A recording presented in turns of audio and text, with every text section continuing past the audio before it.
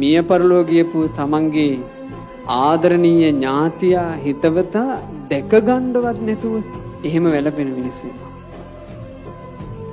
නායයම් සිද්ධ වෙලා නාය ගියපු ප්‍රදේශයක අපි බඩු බෙදන්න ගියා. අපි අරගෙන ගියපු බඩු මුට්ටු ඔය නොයෙක් මේ වියලි ද්‍රව්‍ය අපි බෙද බෙද ඉන්නකොට පොලිමේ ඒව ගන්න අර නාය ගියපු ඉඩ කඩන් තියෙන මිනිස්සු ආවා. ඒ එන පෝලිං අතරට එකතු නොවිච්ච දෙන්නෙක්ව අපි හිටියේ ඉස්කෝල ශාලාවක ඒකේ ස්ටේජ් එකක ඉඳලා තමයි බඩු බෙදුවේ. දැන් මට පේනවා එන්නේ නැති දෙන්නෙක් ඉන්නවා. ඒ දෙන්න බිත්තියක මේ මුල්ලක ඒ දෙන්න තුරුල් වෙලා දෙන්නම අඬනවා. එන්නේ නෑ අපේ බඩු බෙදනවා කියන කැලට අදාළ නෑ. මම ඒ මොහොතේම කිව්වා ඔය මොන හරි දෙකක් අනිවාර්යෙන් තියාගන්න අර දෙන්නට අපි දෙන්නවා. ඔක්කොම බඩු බෙදලා ඉවර වුණාට පස්සේ මම බඩු ටිකත් අරගෙන යාලා ළඟට ගියා. ගිහින් මම කතා කළා චුට්ටක්. ඇස්වල කඳුළු නෑ. එන්න කඳුලක් නෑ. එච්චරකටම අඬලා. ඒ වුණ දෙක අදට මට හිතට නගාගත්තේ කි අඬලා වේලිච්ච වුණ දෙක. මං ඇහුවා මොකක්ද උනේ ඔයාලට? අනේ අපේ ස්වාමීන් වහන්සේ අපේ දරුවෝ දෙන්න. ස්වාමීන් වහන්සේ පුතා මේ පුතු දෙන්නෙක් අපිට හිටියේ. එක්කෙනෙකුට 8යි අනිත් එක්කෙනාට 11යි. අපේ ස්වාමීන් වහන්සේ අපේ පැතිවලට අකුණු ගහ වහිනකොට ස්වාමීන් වහන්සේ හරි ඉක්මනට ගෙදෙට්ට අකුණු වෙනවා. ඒ නිසා අපි වහින දවස්වලට කරන්ට් එක ඕෆ් කරනවා.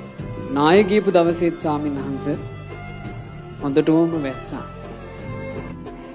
ඒ වරුසාව නිසා අපි මේන් එකෙන්ම කරන්ට් එක ඕෆ් කළා. දරුවෝ ටීවී එක දාන්න කියලා අඬනකොට අපි කිව්වා පුතේ කරන්ට් එක නැහැනේ. අද කලින්ම කාලා අපි නිදියමු. අම්මයි තාත්තයි දෙන්න යාන්තම් 5-6 වෙද්දි කාලා 6 මාර වගේ අඳුරු වැටිගෙන එනකොටම පොඩි ළමයි දෙන්නව මැද තියාගෙන මහ දෙන්න දෙපැත්තේ නිදාගත්තා. රෑ 8ට 9ට විතර වගේ නායයන් පටන්ගෙන තියෙනවා. ඉතින් එහෙම මිනිස්සුන්ගේ සද්ද ඇහෙනවනේ. මහ දෙන්නට ඇහැරුණා. චූටි ළමයි ඇහැරුණොත් කරදරයිනේ කියලා ඒ දෙන්නා ටෝච් එකකුත් අරගෙන පොඩි දෙන්න ඇහැරව ගන්න නැතුව නැගිටලා. මගෙත් කිව්වා අපේ ස්වාමීන් වහන්සේ ළඟම ගෙදෙට්ට අඩි 2ක් නැහැ ස්වාමීන් වහන්සේ කිව්වා. අපි අර ව්‍යවහාරයට කියන්නේ අඩි 2ක් නැහැ කියලා. ළඟම ගෙදෙට්ට අඩි 2ක් නැහැ ස්වාමීන් වහන්සේ. අපි ඒ අඩි 2 ගොඩ වුණා විතරයි. අනේ ස්වාමීන් වහන්සේ අපි ගෙදර ගියා. ඒ අම්මා ඒ කියනකොටත් මගෙත් කිව්වා අනේ ස්වාමීන් වහන්සේ ඇයි අපි අපේ පොඩි ළමයින්ව වඩාගෙන එළියට ආන්නේ?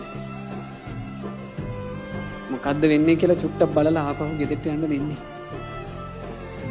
තමන්ගේ ඇඟේ හේත් වෙලා හිටපු දරු පැටවුන්ගේ උණුහුම ඇඟෙන් අයින් වෙන්න කලින් ඒ දරු පැටව මිහිදන් වුණා. අනේ ස්වාමීන් වහන්සේ මිනි ගොඩාක් ගත්තා. තාම අපේ දරුවෝ හම්බුනේ.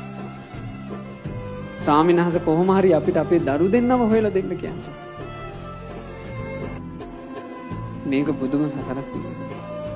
මේක පුදුම සසරක්. අපි ඒ නිසා හොඳ නුවණින් තේරුම් අරගන්න ඕනේ. ජීවිතේ අඩක්ම අපි ගෙවලා දාලා. තව කොච්චර කල් ඉන්න ලැබෙයිද දන්නේ. අපි තේරුම් අරගෙන ඉමු. අපි කවුරුත් නිසකවම මිය යනවා.